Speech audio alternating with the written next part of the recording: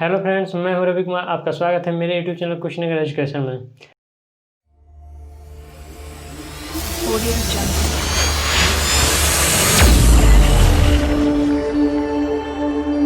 Audio Jungle. आज हम किसी सब्जेक्ट के टॉपिक बात नहीं करने वाले हैं, जबकि आज हम बात करने वाले हैं बहुत ही इंपॉर्टेंट चीज़ जो आप लोगों को शायद ही पता होगा। हम लोगों का एजुकेशन पॉलिसी नया लॉन्च हुआ है, यानी कि नया एजुकेशन पॉलिसी आया है। उसके बारे में डिटेल से बताने वाले हैं आपको, तो इसलिए आप वीडियो को लास्ट तक बने रहिए, जिससे आप लोगों को पता चल जाएगा कि हम लोग का न्यू जो एजुकेशन पॉलिसी है वो क्या है, इसके अंतर्गत क्या क्या होने वाला है और कैसे होगा। तो उसके बारे में डिटेल से बताने वाले हैं, एक एक चीज़ बताएंगे और बोर्ड पे लिख दिए हैं, और कुछ जो रिक्वायरमेंट होगा वो आपको हम डिटेल से बताएंगे। तो आप लोग वीडियो के लास्ट तक बने रहिए, जिससे आप लोगों को अच्छे समझ में आ जाएगा कि न्यू एजुकेशन पॉलिसी क्या है, हम लोग का जो चेंज हुआ है नेशनल एजुकेशन पॉलिसी वो क्या है। तो आइए हम बात करते हैं एजुकेशन पॉलिसी की। जो हम लोग का पहले एजुकेशन पॉलिसी था थोड़ा अलग था, जो अब संशोधन हुआ है, जो अलग आया है, ये काफ़ी उससे अलग है। इसका रिक्वायरमेंट बहुत ज़्यादा था, ये ज़रूरी भी था कि इसको चेंज करना, क्योंकि हम लोग का जो एजुकेशन सिस्टम था वो बहुत अलग था। यानी कि कोई अगर ग्रोथ करना चाहता है, कोई अपने फील्ड में आगे बढ़ना चाहता है, तो उस गवर्नमेंट के भरोसे ही बैठा रहता था, जब न कि अपना कुछ कर पाता था। तो इसलिए एजुकेशन के फील्ड में चेंज लाना बहुत आवश्यक था, जो कि बहुत पहले से चल रहा था। ये चेंज करीब 34 साल बाद हुआ है, इसलिए ज़्यादा हेडिंग में है। तो आप लोग देख सकते हैं कि एजुकेशन पॉलिसी मतलब क्या है। तो आइए डिटेल्स में बताते हैं एजुकेशन पॉलिसी क्या है।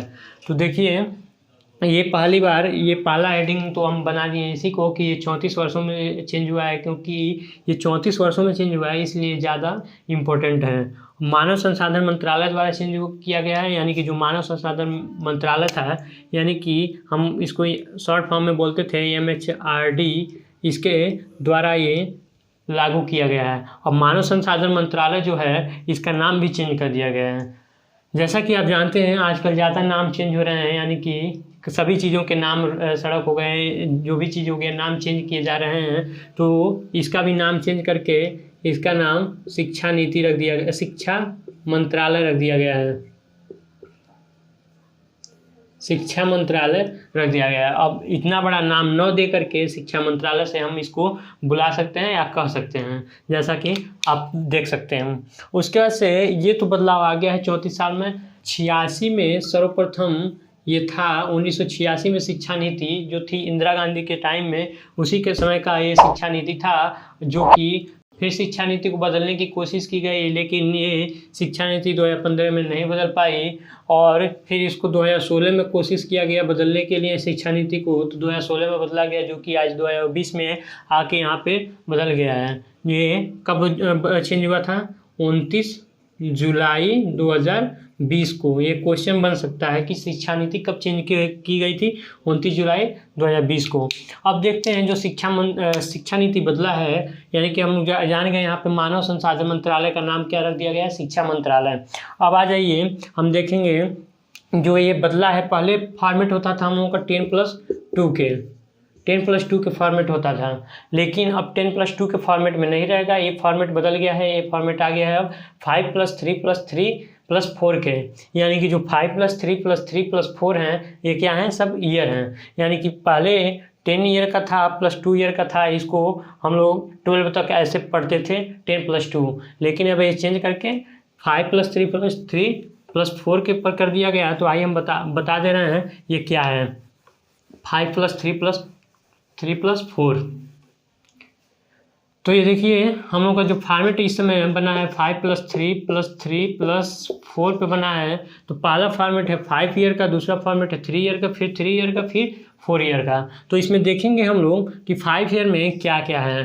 5 ईयर में है शुरू से लेके 1 2, यानी कि सेकेंड क्लास तक, जो सेकेंड क्लास तक आते हैं, सेकेंड में पढ़ने के लिए आते हैं, वहाँ तक का फॉर्मेट बना गया है। यानी कि इसमें क्या कौन देखेगा? इसको NCERT देखेगा। पूरे जितने बच्चे होते हैं इसको कौन संभालेगा? NCERT संभालेगा। तो ये इसको NCERT संभालेगा, पहली बात है। उसके बाद से जो इसमें बच्चे होंगे वो पहले प्री प्राइमरी, यानी कि पहले के 3 साल प्री प्राइमरी 3 साल के लिए, और जो 2 साल बच रहा है वो 1 यानी कि फर्स्ट और सेकंड क्लास के लिए, यानी कि फर्स्ट क्लास के लिए और सेकंड क्लास के लिए, यानी कि प्री प्राइमरी 3 साल और फिर फर्स्ट क्लास और फिर सेकंड क्लास, यानी कि इतना आ जाएगा 5 साल में। 5 साल के अंतर्गत जो बच्चे होंगे ज़्यादा उनको मनोरंजन पर ध्यान दिया जाएगा, खेलकूद पर ध्यान दिया जाएगा और अन्य गतिविधियों पर ध्यान दिया जाएगा। पहले छोटे बच्चे थे तो वो सब ज़्यादा बुक वगैरह लेके चलते थे, यानी कि उनके बैग इतने भारी हो जाते थे, लेंदे हो जाते थे, तो वो लेके चलते थे। अब इसको कम कर दिया गया है, उनके ज़्यादा मतलब खेलने कूदने और अन्य गतिविधियों पर ध्यान दिया जाएगा, जो कि ये पहले के प्री प्राइमरी 3 ईयर के और फर्स्ट और सेकंड क्लास को लेके मतलब 5 साल आ जाते हैं। इसको NCERT संभालेगा, जैसा कि हम बताए हैं। अब आ जाते हैं जो 3 साल है, तो 3 साल में क्या होगा, पहले के जो 3 साल हैं हम लोग सेकेंड तक आ गए हैं, अब थर्ड टू फिफ्थ तक, यानी कि थर्ड क्लास से फिफ्थ क्लास तक क्या करेंगे, जो थर्ड क्लास से फिफ्थ क्लास होंगे इस पे मैथ, साइंस हो गया, आर्ट हो गया, इस सब मतलब ये जो सब्जेक्ट हैं इस पे ज़्यादा फोकस किया जाएगा, बच्चों को सिखाया जाएगा ज़्यादा। मतलब जितने स्टूडेंट होंगे थर्ड से फिफ्थ तक, इसको ज़्यादा मतलब उनको मैथ, आर्ट हो गया, साइंस हो गया, कला हो गया, इन सब के बारे में ज़्यादा फोकस किया जाएगा। उसके बाद से आते हैं, फिर ये थर्ड ईयर का है, तो फिर थर्ड ईयर के लिए क्या करेंगे, फिर थर्ड के लिए ये होता है, हम लोग चलते हैं फिफ्थ तक आ गए थे, 6 to 8 तक, पहला 6, दूसरा 7, तीसरा 8, यानी कि 3 साल का ये भी होगा। 3 साल में ये होगा, इसमें सब्जेक्ट तो रहेंगे, ये सब्जेक्ट को सिखाया जाएगा, फिर प्लस एक्स्ट्रा नॉलेज दिया जाएगा। एक्स्ट्रा नॉलेज में क्या आएगा, जैसे पहले होता था छोटे बच्चे कोडिंग वोडिंग नहीं करते थे, न कि ये बनाने के बारे में जानते थे, लेकिन अब हो गया है कि जो इसमें कोडिंग भी सिखाया जाएगा और ये भी सिखाया जाएगा और सारे एक्स्ट्रा जो हम लोग का नॉलेज है वो दिया जाएगा। जैसे ये सब पहले से ही चीन में चल रहा था, और इसलिए जो वहाँ के बच्चे होते थे, चाइना के बच्चे जो होते हैं एक्स्ट्रा इंटेलिजेंट होते हैं इसी के कारण। जैसे वहाँ के छोटे छोटे बच्चे जो होते हैं ऐप बनाने के लिए सीखते रहते हैं, कोडिंग सीखते रहते हैं, यहाँ पे वैसा व्यवस्था नहीं था, जो कि अब अगर बदल जाएगा शिक्षा नीति तो इसी के फॉर्मेट के हिसाब से चलेगा। यानी कि जो 6 8 तक स्टूडेंट पढ़ेंगे वो जान जाएंगे कोडिंग कैसे किया जाता है, छोटे छोटे ऐप कैसे बनाए जाते हैं, ये सब बारे में डिटेल से जान जाएंगे, और अपना अलग से अगर कोई रोजगार करना चाहते हैं कर भी सकते हैं और किसी भी क्षेत्र में आगे बढ़ सकते हैं। इसके लिए 6 to 8 तक आ जाएंगे। अब आते हैं जो 4 ईयर का जो प्लान है, इसको बोलते हैं लास्ट स्टेज, इसको लास्ट स्टेज बोलते हैं। 4 स्टेज में था, इसको लास्ट स्टेज बोलते हैं। इसको बोलते हैं 6 to 8 मिडल स्टेज बोलते हैं। तो इसी तरह से इसी क्रम में इसका स्टेज का नाम दिया गया है। तो ये आ जाएगा जो 4th ईयर का है, ये 9 से लेके 9 to 12 तक। ये जो 9 to 12 है, इसके बारे में ये है कि जो 9 से 10 तक बच्चे होंगे उन सबों को उनके फ्यूचर के बारे में ज़्यादा फोकस किया जाएगा, यानी कि उनके फ्यूचर कैसे होने चाहिए, आगे आगे उनके लिए क्या अपॉर्चुनिटी है, इसके बारे में डिटेल से इसमें बताया जाएगा बच्चों को, और आगे मोटिवेट किया जाएगा कि आगे कैसे वो अपने फील्ड में आगे बढ़ सकते हैं और कैसे उसको निरंतर बनाए रखते हैं अपने गोल को। तो इसमें उन लोगों को बताया जाएगा कि गोल उनका क्या होना चाहिए, कैसे किस किस फील्ड में जा सकते हैं और क्या कर सकते हैं उनको, जो कि और बच्चे को जो 9th या 12th में रहते हैं तो उतना डिटेल्स में उनको मालूम नहीं रहता है, तो ये कर सकते हैं। अब हम समझ लिए कि 5+3+3+4 क्या है, यानी कि 10+2 के जगह पर जो ये चेंज हुआ था इसके बारे में हम डिटेल से जान गए। अब इसमें और कुछ है तो उसके बारे में आपको बताते हैं। इसके बाद से आता है हम लोगों का स्ट्रीम सिस्टम। अब स्ट्रीम सिस्टम क्या है, इसमें देखिए इस स्ट्रीम सिस्टम में 2 चीज़ है। पहली बात, स्ट्रीम सिस्टम में पहले के जो बच्चे होते थे, अगर कोई मतलब ग्रेजुएशन कर रहा है या कोई सब्जेक्ट लिया है तो वो दूसरा सब्जेक्ट, जैसे आर्ट लिया है तो आर्ट के अलावा अगर किसी भी चीज़ दूसरे सब्जेक्ट में इंटरेस्ट है तो दूसरा नहीं पढ़ सकता था, यानी कि आर्ट लिया है तो आर्ट ही पढ़ेगा, दूसरा चीज़ नहीं पढ़ेगा। तो इसमें था कि अगर आर्ट है तो आर्ट से पढ़ रहा है तो आर्ट ही पढ़ेगा, अगर साइंस से पढ़ रहा है तो साइंस ही पढ़ेगा, दूसरा सब्जेक्ट नहीं ले सकता है, न कि पढ़ सकता है अगर दूसरे चीज़ में उसको इंटरेस्ट है तो इसमें देखेंगे, इसमें होता है एक पूल होता है, ठीक।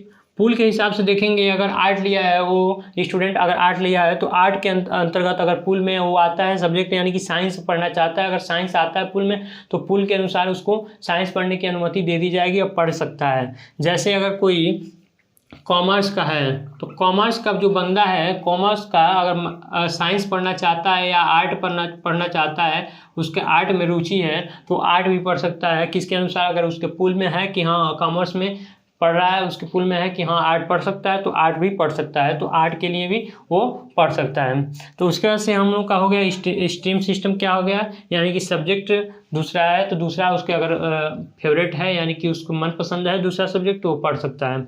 अब आते हैं इसको रिपोर्ट कार्ड 360 डिग्री असेसमेंट, यानी कि रिपोर्ट कार्ड 360 डिग्री असेसमेंट क्या होता है उसके बारे में आपको बता दे रहे हैं। इसमें जो है जो रिपोर्ट कार्ड बनेगा, जब पहले भी रिपोर्ट कार्ड बनता था, पहले बहुत कम कॉलेजों में बनता था लेकिन इसमें सारे में बनेंगे। रिपोर्ट कार्ड जो बनेगा 360 डिग्री असेसमेंट बनेगा, यानी कि 360 मतलब चारों तरफ से देखा जाएगा आप उसके योग्य हैं कि नहीं। अगर आप लोगों को नंबर किसी चीज़ का दिया जाता है तो देखा जाता है आप उसके योग्य हैं कि नहीं, कैपेबल है कि नहीं। तो इसके लिए देखा जाएगा आपका अटेंडेंस देखा जाएगा, सारी चीज़ों गतिविधियों को देखा जाएगा, और आप स्कूल में कैसे रहते हैं, नॉर्मल रहते हैं या आपका व्यवहार कैसा है उसको भी देखा जाएगा। यानी कि सारी चीज़ों को देख करके इसमें हम लोग का कार्ड बनाया जाता है, रिपोर्ट कार्ड। तो जो रिपोर्ट कार्ड बनता है वो सारी चीज़ों को देख करके बनता है, यानी कि जो रिपोर्ट कार्ड बनेगा वो कितना आप मतलब क्लास अटेंड किए हैं और कितना आपका मतलब व्यवहार अच्छा था कॉलेज में, टीचर के साथ कैसा व्यवहार था, ये सब चारों सब चीज़ देख करके आपको ये रिपोर्ट कार्ड बनाया जाएगा 360 डिग्री असेसमेंट। अब आ जाइए कॉमन एप्टीट्यूड टेस्ट।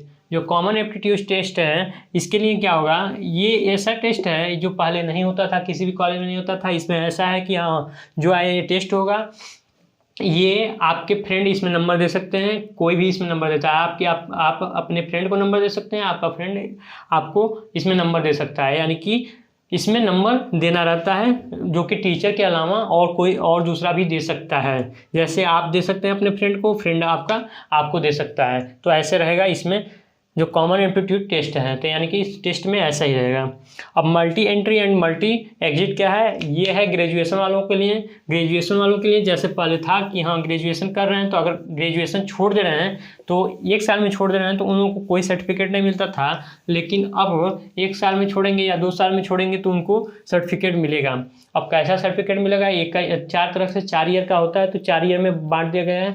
4 ईयर का ग्रेजुएशन करने जाता था तो अगर 1 साल करके या 2 साल करके या 3 साल करके छोड़ता था तो उसको कोई भी सर्टिफिकेट नहीं मिलता था, और अगर 4 साल करता है तब उसको सर्टिफिकेट मिलता था। लेकिन इसमें ऐसा नहीं है, अगर वो 1 ईयर करेगा तभी उसको सर्टिफिकेट मिलेगा, 2 ईयर करेगा तभी मिलेगा, 3 ईयर करेगा तभी मिलेगा, 4 ईयर पे तो मिलता ही था। तो आइए हम बताते हैं 1 ईयर पर कैसा सर्टिफिकेट मिलेगा, 2 ईयर पे, 3 ईयर पे और 4th ईयर पे। तो फर्स्ट ईयर पे अगर आप लोग करके छोड़ते हैं, यानी कि ग्रेजुएशन करने गए, अगर फर्स्ट ईयर में आप लोगों को मन नहीं लगा, अगर छोड़ दिए तो 4 ईयर में छोड़ दिए, तो 4 ईयर में छोड़ने के बाद आप लोगों को क्या मिलेगा, सर्टिफिकेट सिर्फ मिलेगा, सिर्फ सर्टिफिकेट मिलेगा अगर 1 ईयर पे करके छोड़ रहे हैं तो। ठीक, अब आ जाइए टू सेकेंड ईयर पे करते हैं। अगर आप सेकेंड ईयर पे हैं, अगर सेकेंड ईयर में छोड़ देते हैं तो आप लोगों को क्या मिलेगा, डिप्लोमा मिलेगा, और डिप्लोमा सेकेंड ईयर करने के बाद नहीं मिलेगा। अगर आप लोग गए करने, अगर सेकेंड ईयर में पढ़ रहे हैं, अगर सेकेंड ईयर में पढ़ने के बाद आप लोग को नहीं मन लगा तो सेकेंड ईयर में एग्जाम देने के बाद अगर आप लोग छोड़ रहे हैं तो आप लोगों को क्या मिलेगा, डिप्लोमा का सर्टिफिकेट मिलेगा। अगर थर्ड ईयर में छोड़ रहे हैं तो इसमें क्या मिलेगा, इसमें आप लोगों को ग्रेजुएशन का सर्टिफिकेट मिलेगा, ग्रेजुएशन का मिलेगा सर्टिफिकेट। इसमें थर्ड ईयर में अगर करके आप लोग छोड़ रहे हैं तो थर्ड ईयर में करने के बाद ग्रेजुएशन मिलेगा। अब 4th ईयर का करेंगे तो अगर आप लोग 4 ईयर कर लेते हैं तो ग्रेजुएशन के साथ साथ आप लोगों को रिसर्च सर्टिफिकेट मिलेगा, यानी कि न्यू एजुकेशन पॉलिसी जो हम लोग का है, यानी कि नेशनल एजुकेशन पॉलिसी है, ये हम लोगों का बहुत चेंज लाएगा और समझ लीजिए सबके लाइफ में पॉजिटिव इम्पैक्ट डालेगा। और जो युवा हैं वो बहुत तेज़ी से ग्रो करेंगे, और बहुत तेज़ी से जब युवा ग्रो करेंगे तो देश भी आगे बहुत तेज़ी से बढ़ेगा। तो न्यू एजुकेशन पॉलिसी हो गया, आप लोगों को समझा दिए क्या होता है। यानी कि मल्टी एंट्री और मल्टी एग्जिट में यही होता है कि जब आप लोग आए और आने के बाद जब मन करे तब चले गए। अगर जितना साल आप लोग पढ़े हैं, यानी कि जितने ईयर आप लोग पढ़े हैं उतना का आप लोग को सर्टिफिकेट मिल जाएगा। अगर 1 ईयर कर रहे हैं तो सर्टिफिकेट मिलेगा, 2 ईयर कर रहे हैं डिप्लोमा, 3 ईयर कर रहे हैं ग्रेजुएशन और 4 ईयर कर रहे हैं तो ग्रेजुएशन प्लस रिसर्च का सर्टिफिकेट मिलेगा। तो ये आप लोगों को मिलेगा इतना।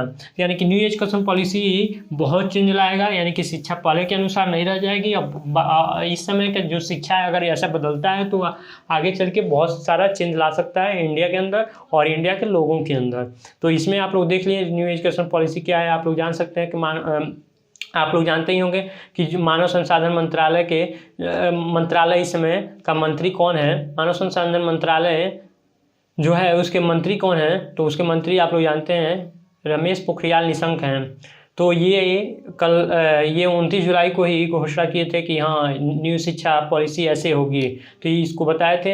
अब आगे देखिए क्या होता है, इसके अगर चेंज हो जाता है तो बहुत अच्छी बात रहेगी और सारे युवाओं के लिए खुशी की बात होनी चाहिए। तो आज के वीडियो में बस इतना ही रहेगा जो कि न्यू एजुकेशन पॉलिसी के बारे में बताने वाले थे। तो आज के वीडियो में बस इतना ही। अगर वीडियो अच्छा लगा हो तो ज़्यादा से ज़्यादा लाइक कीजिए, सब्सक्राइब कीजिए और शेयर करना बिल्कुल ना भूलें। कमेंट बॉक्स में जरूर बताएं कि आप लोगों को वीडियो कैसा लगा।